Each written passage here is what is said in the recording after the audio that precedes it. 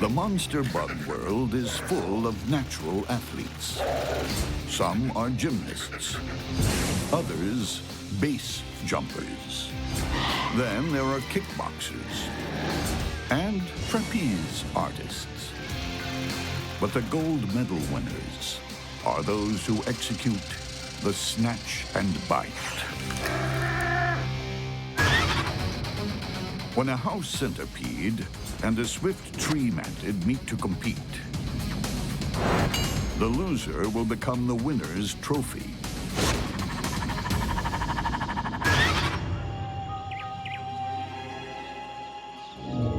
This is a House Centipede. A lean, mean killer with just 3 speeds: stopped, fast, and faster.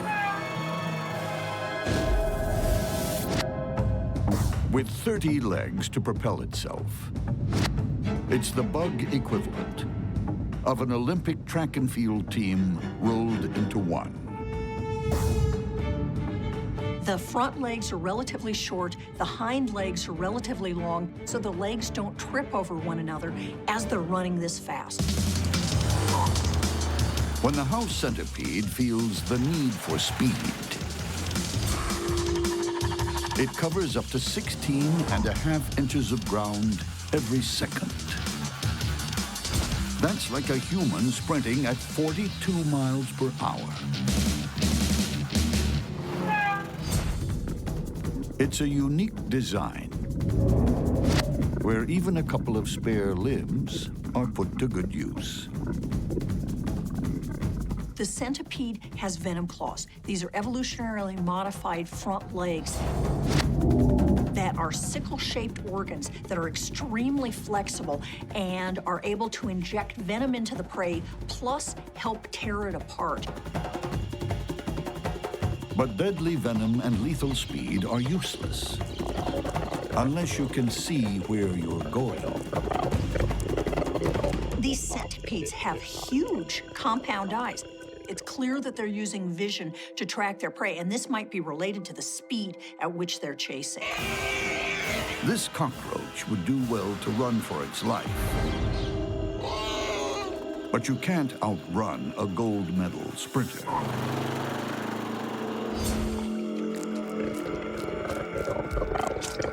House centipedes are incredibly voracious predators.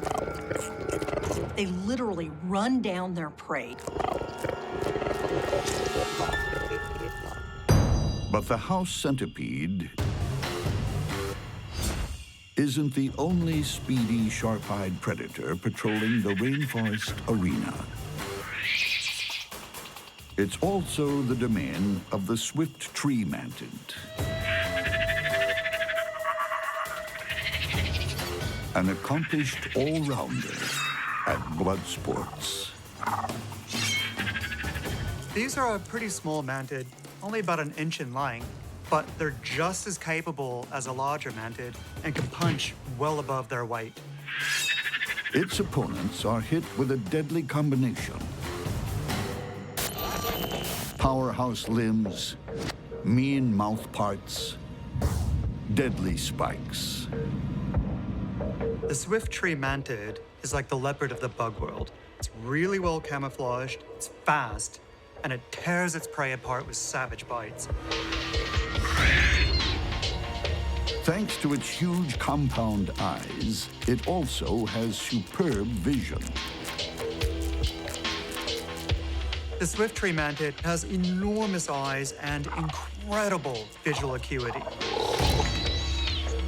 That's particularly important where both predator and prey are relying on camouflage. If it can pick a prey just standing out a little bit, or a tiny shadow where there shouldn't be a shadow, or a little flicker of movement, that can be enough to give the game away. The mantid is no slouch at concealing itself either. It's a medal winner when it comes to hide and seek. Evolution has resulted in the Swift Trees having perfect camouflage. Imagine it's like a special forces soldier having a camo suit that allows them to match perfectly the bark that they're on. So just by standing still, they disappear. And if their camouflage ever lets them down, they're super fast out of the starting blocks. With all the confidence in the world, they leave just about any predator in their wake. The Swift Tree Mantid is extremely alert and bold. These guys are quite confident to just brazenly stroll around the smooth bark that doesn't offer any nooks or crannies to hide in. That's because they know they can outrun pretty much any predator that comes by. When the Swift Tree Mantid and the House Centipede compete for gold, this is winner takes all. Deep in the rainforest arena, two cold-blooded killers are about to slug it out for the gold medal in combined blood sports.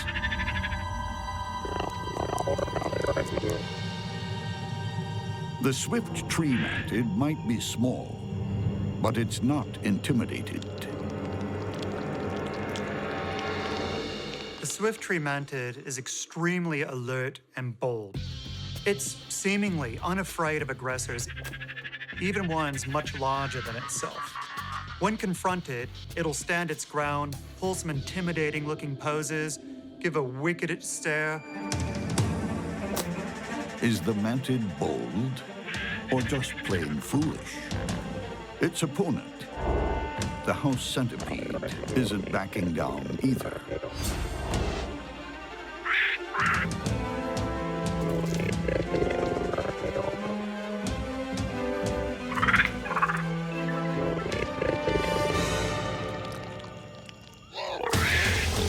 The mantis strikes first.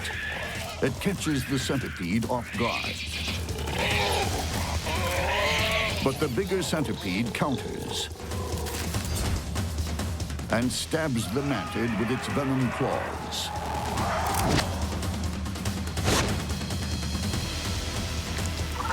Then starts ripping its victim apart while it's still alive.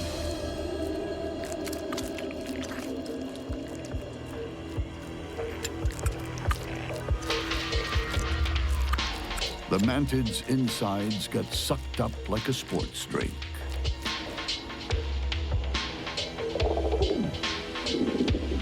In the bug world, there's only room for one on the winner's podium.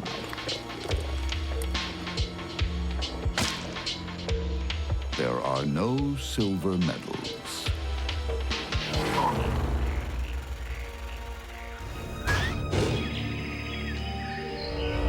Beneath a verdant rainforest canopy, there's a hidden world, a bug's world. In truth, it's more like a collection of warlike nations, each ready to defend its territory against any invader.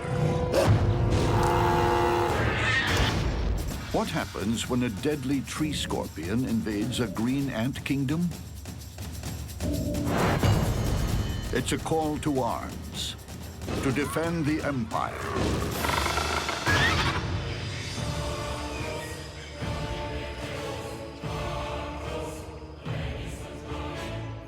This plant is about to become green ant territory. In less than a day, they will swarm over its leaves and bend them to their will. It's empire building by an incredible society that thinks as one. Colonies are interesting things. This is where hundreds of individuals behave like a single organism. They may think as one, but they're divided into specialist teams. There are workers, porters, guards, and beneath this swarm of servants, a queen.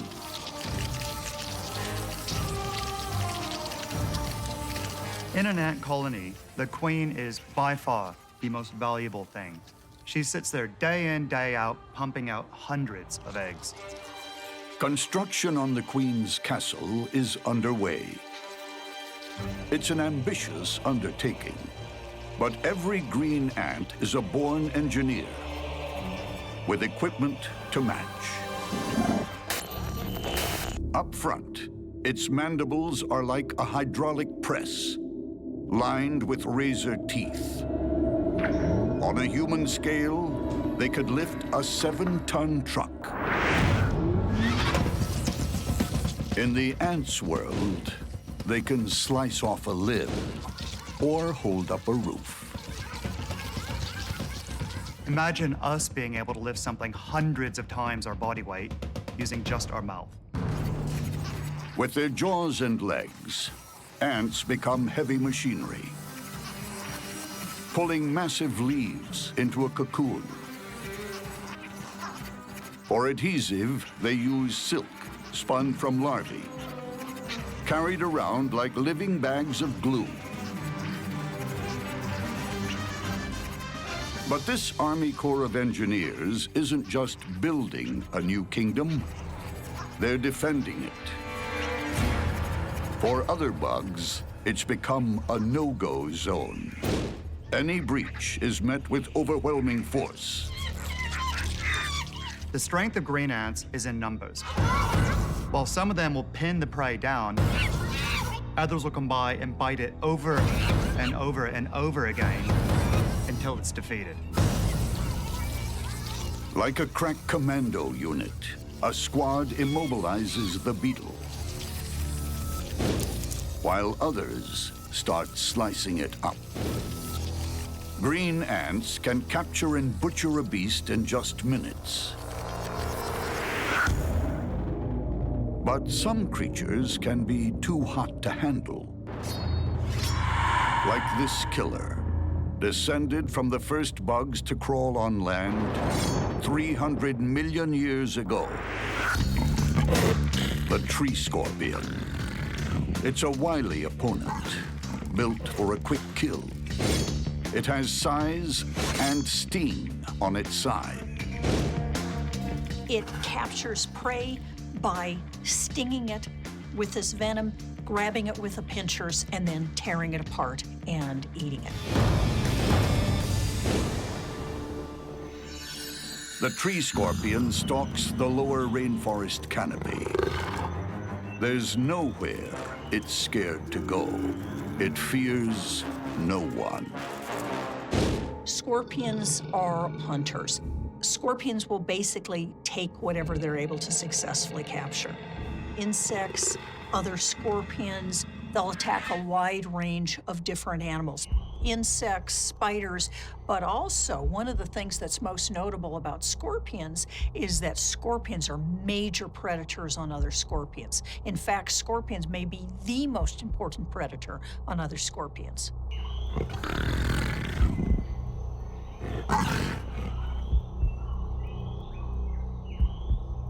Its confidence and lethal advantage come from super-sensitive hairs on its legs and body. The slightest movement registers, even the flap of a fly's wing. And leading it straight to the kill zone are sensors beneath its body called pectines. These pectines, think of them as combs, are extremely sensitive to substrate vibration. So as they're walking along, these combs are responding to vibrations from the ground. As they walk, these touch the ground. In addition, the pectines are probably at least somewhat sensitive to chemical and odor cues and are picking up information from the environment. They don't have particularly good vision. They almost certainly are responding to light and dark, but they're clearly not locating prey visually. This cricket came too close. It landed on a branch. The vibrations and the cricket's telltale chemical compounds alerted the scorpion. And in no time, the cricket became the main menu item on its predator's outdoor dinner table.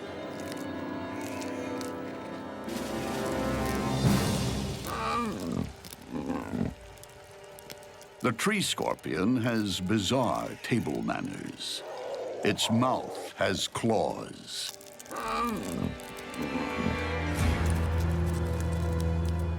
This creature knows how to look after itself in the rainforest. But how will it fare in a border dispute? Nearby, the ant empire is expanding overnight. The tree scorpion's territory is under threat.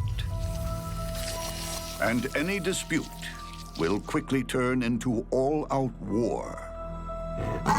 When a green ant colony attacks a much larger animal, anything that can be bitten will be bitten.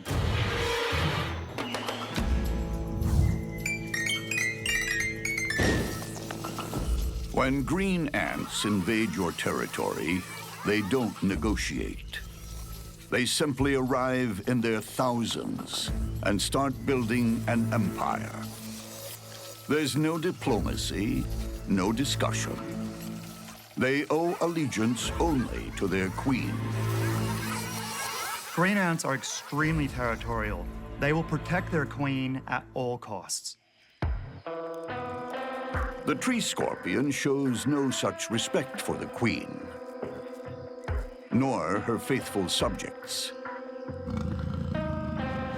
It's been spotted by a lone scout. It's David versus Goliath. But no one's told the green ant. No matter how futile the attack, it's programmed to lock on to its foe.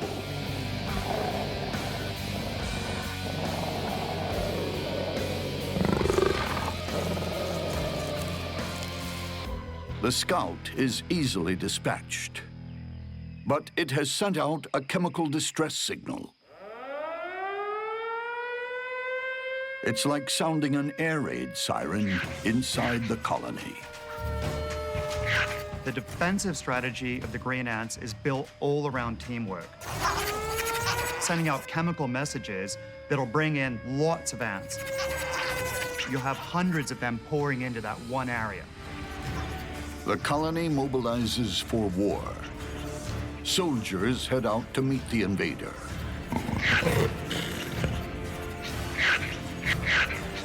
The tree scorpion tries to beat a retreat, but it's surrounded. This is where the real fight begins.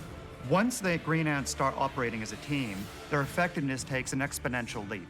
It's a case of 1 + 1 = 3. Ant numbers swell quickly. Each attaches itself, trying to outmaneuver the giant intruder. Sensing an advantage, the ants deploy their weapon of mass destruction, a cloud of formic acid. Sprayed from each ant's abdomen, the cloud is like pouring molten lava on the scorpion's wounds.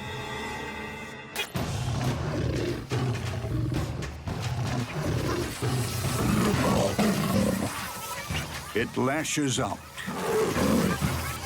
and its victims are piling up. Medic ants deal with the wounded.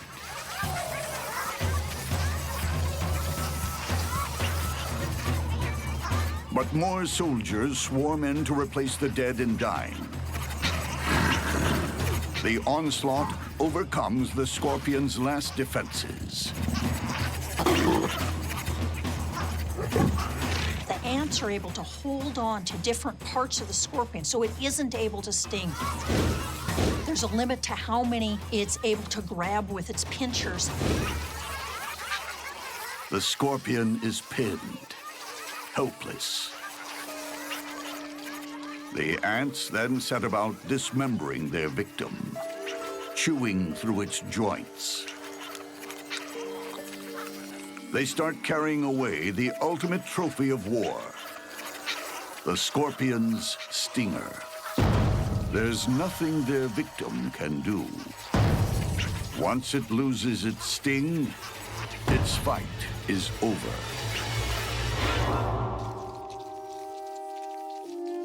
Many ants have made the ultimate sacrifice. That's how the colony works. One individual dies, an empire is defended. Long live the queen.